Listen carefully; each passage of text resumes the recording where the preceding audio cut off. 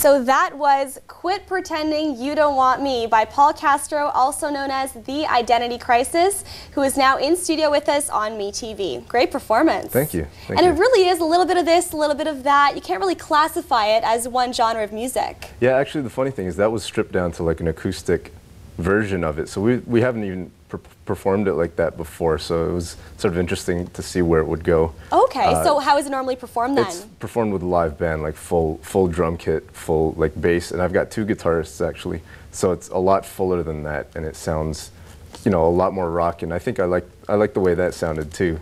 So, but yeah, it's a little, throws back to a little bit of, you know, 60s, 70s rock and roll there, but with a little bit of hip hop element as well. So who are some of your influences then? Because you must have a ton. I do.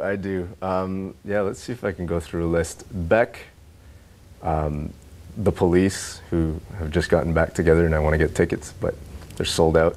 A Tribe Called Quest, Outkast, even guys like Chaos.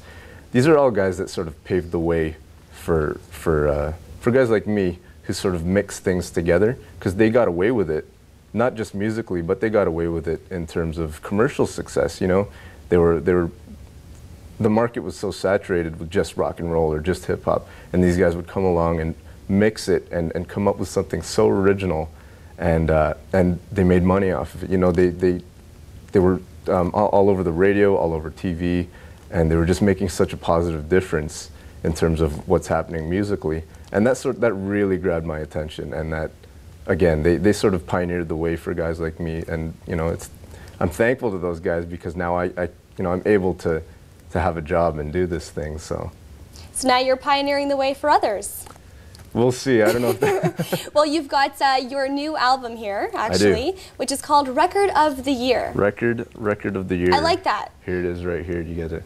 Yeah, you kind of just put the title on it and you say, hey, look at this. This is going to be the Record of the Year. Is that how the name came up? No, not at all. Actually, it caught your attention again, didn't it? Yeah, it did. I think my sole purpose, not my sole purpose, one of the objectives that I've got right now is to sort of hit you in the face and then see if it catches your attention. Look at the last album was called Your Girlfriend Thinks I'm Fine.